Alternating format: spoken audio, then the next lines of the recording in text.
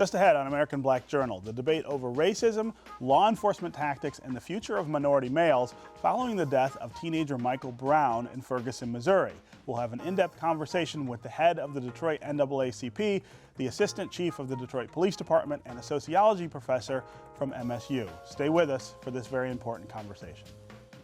At DTE Energy, we believe that we have a greater responsibility. We believe that being part of a community means being involved in the fabric of that community, investing time, effort, and resources in the communities we serve. DTE Energy Foundation is a proud sponsor of American Black Journal.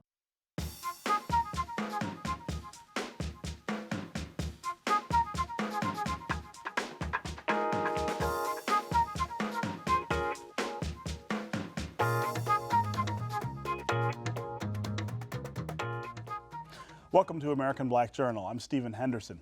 The killing of an unarmed black teenager at the hands of a white police officer in Ferguson, Missouri ignited protests across the country. After several nights of violence, looting, and clashes with police in riot gear, peace has finally fallen on Ferguson as 18-year-old Michael Brown was laid to rest last week. But there are a lot of questions remaining. Where does the city go from here? What will the official investigation reveal about the circumstances surrounding the shooting? And how does Ferguson begin to repair the racial divide and tensions between the community and the police department? Here today to discuss the aftermath of the issues behind the death of Michael Brown are Detroit NAACP President Reverend Wendell Anthony, Detroit Assistant Police Chief James White, and Michigan State University Sociology Professor Dr. Carl Taylor. Thanks for being here.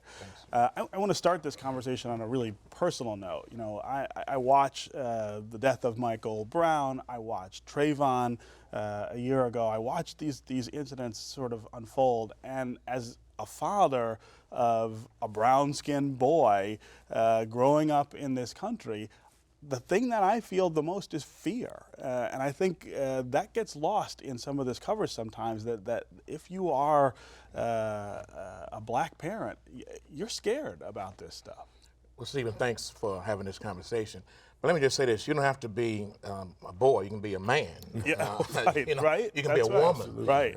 It's not restrictive to age or gender. And unfortunately, it's a phenomenon that we have to deal with as African Americans.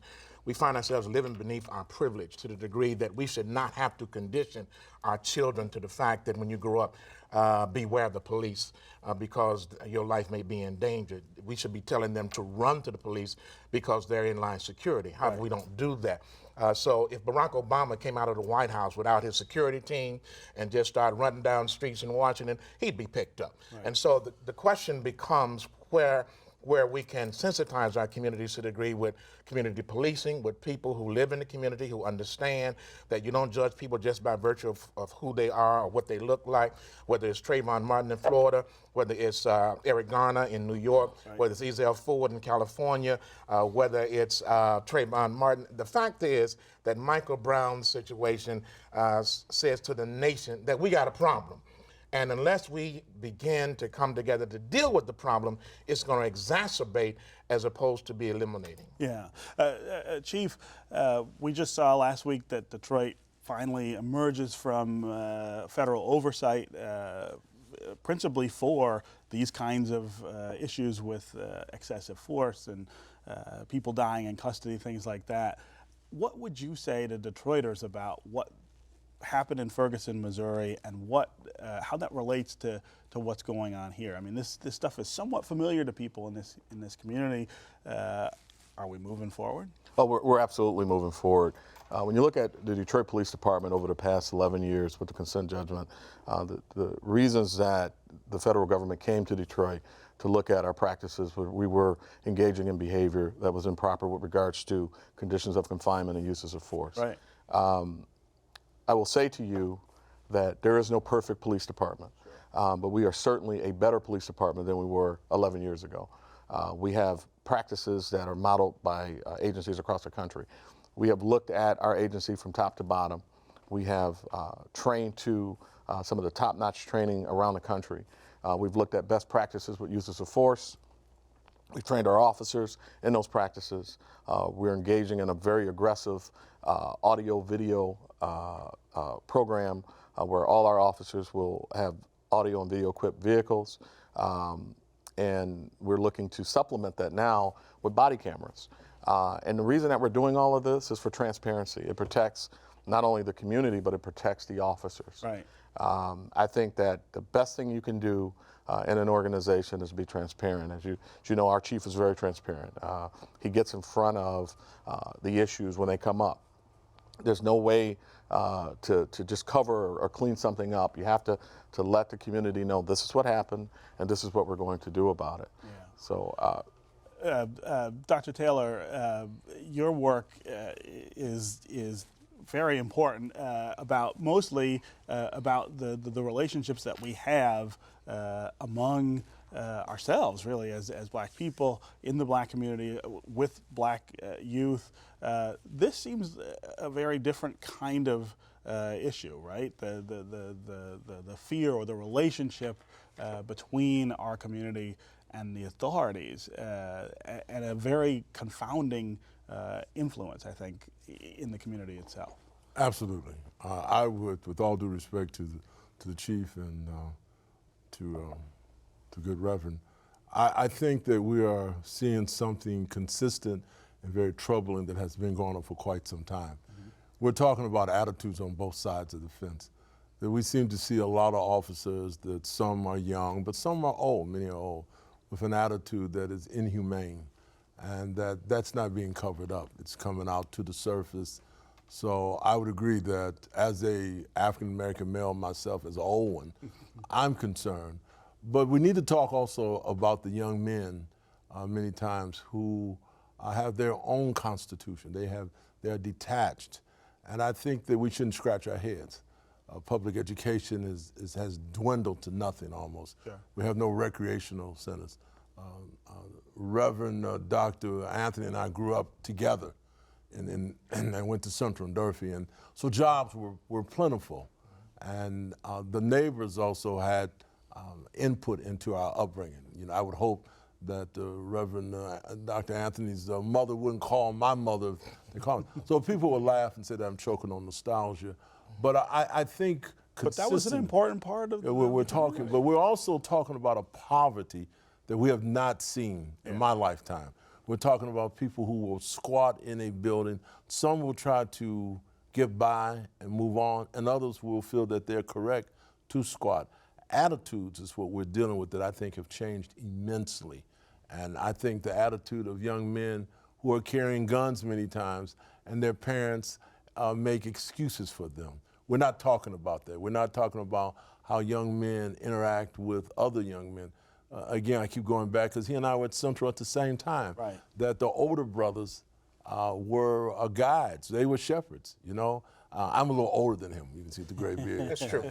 And yet he was a very energetic young man, both as an athlete, but as a leader, a student leader. We did a lot of self-policing. Yeah. So what we have now is a lot of guys that are a little bit older telling you that it's correct to beat women. It's correct to curse the women.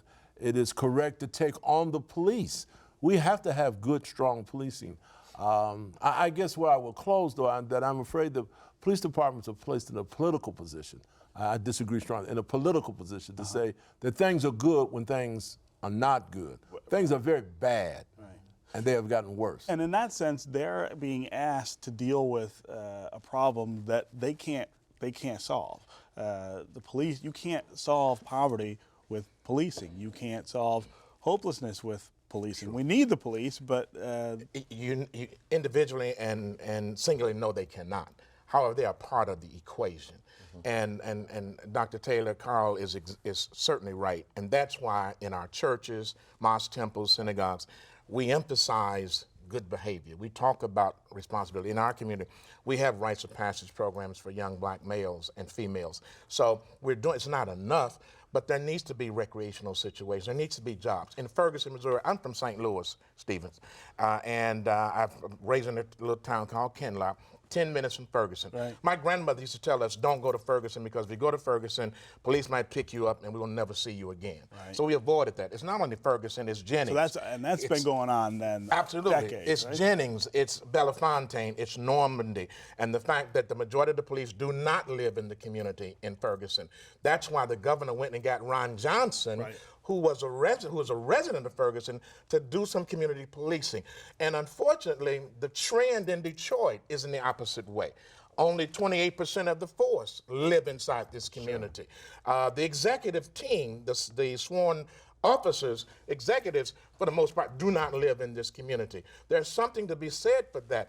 Many folk need to go back and reread the Kerner Commission report on police community relations. Chapter 11 deals with this kind of situation, why it happened, where it happened, what can be done to prevent it from occurring again. It deals with unemployment. It deals with recreational facilities. It deals with police community relations and community policing. One of the things the chief does here is that he is in the community. However, singularly, to say that it cannot happen in Detroit is a misnomer. It can happen in Detroit. Right. But the difference is you got a Commander White, you got a Chief Craig, you More got some responsive. other folk who would come into the community. But to say that it cannot happen here is a misnomer, because it can happen here. And unless we put some steps in place, it possibly will happen here. Right. Chief, I want to give you a chance to respond to that, but I'd like you to also sort of address this idea. You have no control over where the officers live. That's a state law that was overturned by the Supreme Court, said we can't force people to live in this community. But how do you guys see that from inside the department? How important is that to the things you're trying to do? Well, I'd like to go back to something Dr. Said earlier with regards to police officers, and I will get to that question in a second, but I don't want to miss the opportunity to respond to that. Sure. With regards to police departments being put in a political position, having to say that things are great when they're not, certainly we recognize that things are not perfect, okay? But I'm not going to sit here and say things are wonderful or things are great. They're just better. And when I talk about the consent judgment and I talk about what's happening in the Detroit Police Department, they're better than they've been. Sure. There's a long way to go, and there's a lot of work to be done. When we look at Ferguson and we look at Detroit, one of the things that I think when you look at Detroit and what's different in Detroit is the relationship we have with the community. When you look at the neighborhood police officers, when you look at the mandates that not only the chief, but the assistant chiefs, the deputy chiefs put on the captains to connect with the community. To be involved, sure. To have the community meetings, to be there. Not just lip service, not just a phone call, be there. I think that helps. And the police department, when we closed our precincts a couple years ago and went to the virtual precinct model, we had angry residents because they wanted to connect with the police department. They wanted to be able to walk into a precinct and interact with a police officer. That speaks to relationship building. Sure. That speaks to the police department being viewed as a safe haven. You go back 15, 20 years ago, it may not have cared much about closing a precinct door. Right. With regards to the residency issue, as you indicated earlier, it's a state law. Right. You can't control it. I can't control it. Here's what I can control. I can control the performance of the officers when they arrive in Detroit. I hear the numbers, 28% of our police force live in the city of Detroit. I haven't checked that number, but assuming that number is... That's the number. Assuming that number is accurate. That's the number. 100% of the officers are required to perform when they're here. Right. Treat residents with dignity and respect and do their job. That's what I can control. And I think that's good, Stephen and Commander White, but you can control incentivization for police officers. You can control sending cars home. You can control a point system by virtue of where you live. You can control the educational thrust. You can do other things. There are some things we can do, but it has to be a priority of the department. And as the chief often says, leadership is the one that sets the pace from the top down. Absolutely. So if the leadership, if the head is not prioritizing that, Steve, if he is not saying that and his commanders are not also demonstrating by that, watch my example, I'm a preacher. When I go to the store, people come up to me, Reverend Anthony, I'm having a problem with my son. Can you help me? I take a moment to talk to them. I take a moment to, where I can get a job. I'm having a problem with my boy. Right. Same thing with police officers. Right. I don't know where these cats live. I mean, they don't live in my neighborhood. So I'm simply saying that it does make a difference where you live because you interact. Because you interact in no ways question off the about it. job that, sure. We have to take a quick break, but when we come back, I want to talk about how much of this is policy and how much of this is community in terms of solutions and moving forward with this. We're going to continue our conversation about the death of Michael Brown and the lessons to be learned in Ferguson, Detroit, and across the country, but that's after we take this look at some important moments in Detroit's Black history. I'm Ken Coleman with a look back at African American life in Detroit. This week in 1964, John Conyers Jr.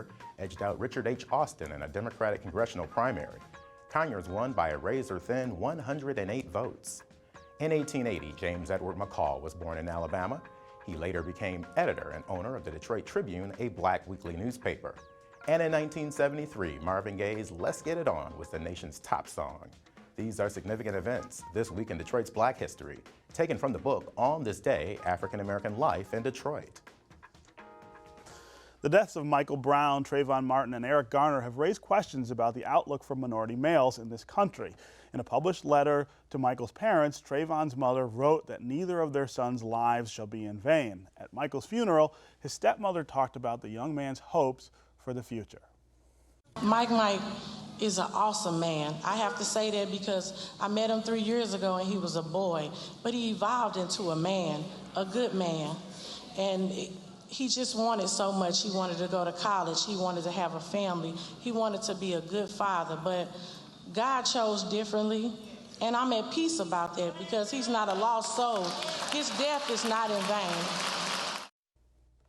Boy, that gets back to what I was saying in the beginning about that parent, that what you feel as parents with this issue. We're continuing our discussion now with Detroit NAACP President Reverend Wendell Anthony, Assistant Chief James White of the Detroit Police Department, and Dr. Carl Taylor from MSU. I want to start now talking about how you repair this kind of thing. I mean, it's one thing to talk about police tactics and the relationship between the police and the community, but the community itself needs repair.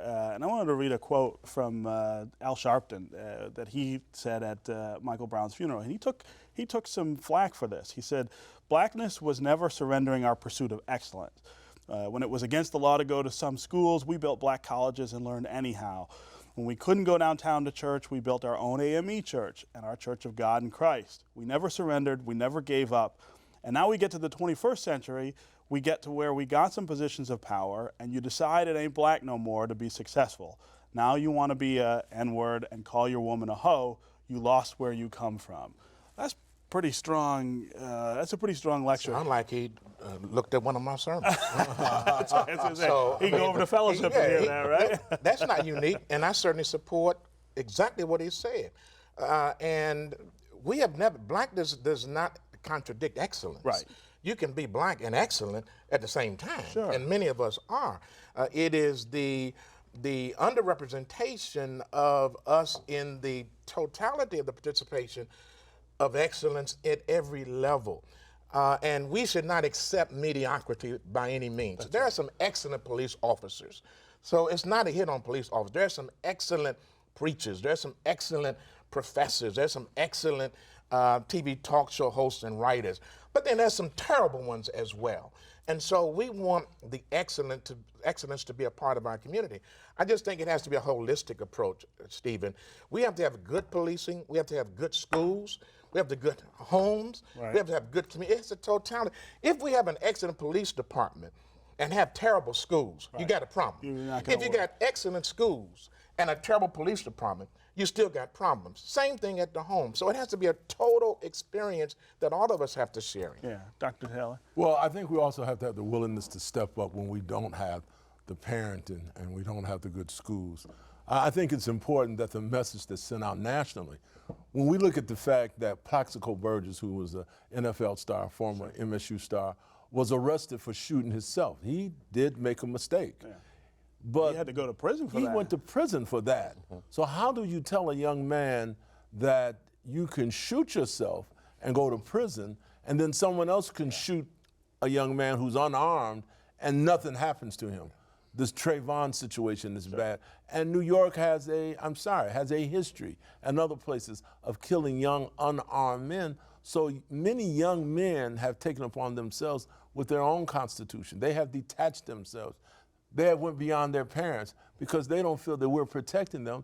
And the record shows that we haven't done a very good job. Right. Yeah, I have some friends on Facebook who are around my age, and I've been really struck at the difference between how people my age seem to react to this and people maybe who are a little older. What I hear from a lot of my contemporaries is there is no policy fix to this. You have to fix this in the streets, right? You gotta protest, you gotta push back, you gotta fight back. Is that a way to get forward? It's a different young person today than when Carl and I were at Central. Sure. These young people today ain't afraid of They're death not going and to take dying. it, right? And they're not as peaceful in their thinking and the perspective as we are. And so when they see police officers that you cannot differentiate between troops in Afghanistan and Iraq, Right. when police officers point long guns at them, when they bring MRAPs and they bring tanks and flash bombs and tear gas and telling you to get the F off the street, otherwise I'm going to kill you, because some police officers had to be pulled off of the street in Ferguson because they were pointing their long guns at peaceful, non-violent protesters, scaring them to death. And so, but these young people, that's intimidation. That's not community policing. That's why it's important, and I agree with Commander White to the degree that we do engage in organizations, that we do bring people around, that we are transparent, that when we have incidents like what happened in Ferguson, if they occur here, that the chief and the folk come out as a team together to say, we're getting to the bottom of this, we're going to address this. But before we get to that, we got to bring some jobs in. Right. We got to have recreational facilities. We got to make the quality of life in our community a priority. Downtown is going to be all right, Stephen. Right. You know that. Yes. Downtown to Midtown is all right. It's the It's the neighborhoods. neighborhoods, It's Linwood. Absolutely. It's Mack. It's Dexter. It's Finkel. It's 7 Mile. So what I'm saying, unless we address that, we are not addressing the issue. Right. Go ahead, Commander. It's valuing all life. It's not just valuing black life or white life, all life. We have to have a response to violence in this community that it's unacceptable. I'm tired of seeing young people die in the streets. I want to protest the death of young people in general. Right. If Just this week we saw a drive-by shooting over on the northeast side and killed an 18-year-old girl just standing on the corner. yes, You mean like we protested and came together for Stephen Utash? Right. absolutely. Black folk and white folk. Absolutely. And raised all the money for the family. Absolutely. Black folk did the deal and black folk did the heal. Absolutely. So it's a need more part of of that, all right? of that. Yeah, you we, know? we have to have a position, in not only in Detroit, but in this country, that every life matters. And, we have so much violence in the community. There's almost desensitized to violence. Sure. We see it on television, we see it in movies, and we're living it. So, when we have a young person die, we lost a young lady last night, 18 years old. Right. That's an unacceptable situation. Our phone should be ringing off the hook, pointing to who did this. Not this notion that, well, I'm not going to get involved. No, a young person lost their life on the streets of the city of Detroit. Everybody should be angry. Yeah. We've got about 2 minutes left, Dr. Taylor. I wanted to have you talk about that valuing of life and sort of the context and the history of that in our community. I think a lot of times we think it's that blacks don't value each other's lives. It's that externally there has been so little value placed on black lives that sort of drives that. Well, if we're going to be honest, take a good look at these neighborhoods, and they're devastated. And so when you look at that and you look at no schooling again, dysfunctional families, we have to have someone go there and talk with these families and understand that they're not going to be the Huxtables. But there is a standard of living, a humanity that is missing. And so you look at it, as Gandhi said, the worst violence is poverty. But I'm certain, my dear friend here, with the Reverend, would say a poverty of spirit, that there are young men who look at young women. You would talk about the misogyny, how we treat our young girls and our young women. This is not something for one party to talk about. I'm looking at the attitude of everyone. Public education, this state is saying the hell with public education. They're saying charter. The same kid has been left out, and the same kid has become a parent. And that same parent uses the misguiding that they had, that school is not important. As a researcher, I look at it and I said, well, why is Wendell not in school? He don't like school. Well, that wasn't tolerated when we were coming in. And reading, and then we're not looking at the force of this media. The media is so much more powerful. We didn't have, that is the PAL. And when we don't do our job as a society, there are others who fill in, and they're doing a wonderful job of misleading our kids. So it's very complex, but we keep doing, I think why I'm tired and many others are tired, we're at the same damn point that we were 50 years ago. Right. We're in worse shape. Wendell and I came out of neighborhoods with manicured lawns. I have someone that's very dear to me, Leroy Riley, who's a former teacher who went out of his way to teach young men, whether they were in school or not. Right. And so now we're saying they're worth nothing, Yeah. and so in return, this is what you get. Well, we could go on for days, I think, with this, and it would all be valuable. But we're out of time, so thank you guys for being here. Thanks. That's our program for today. Thanks for watching. You can get more information about our guests at AmericanBlackJournal.org. And as always, you can connect with us on Facebook and on Twitter. Plus, you can now hear episodes of American Black Journal on the radio. Tune in to WDET 101.9 FM on Fridays at 9:30 a.m. and at 7:30 p.m. We'll see you next time.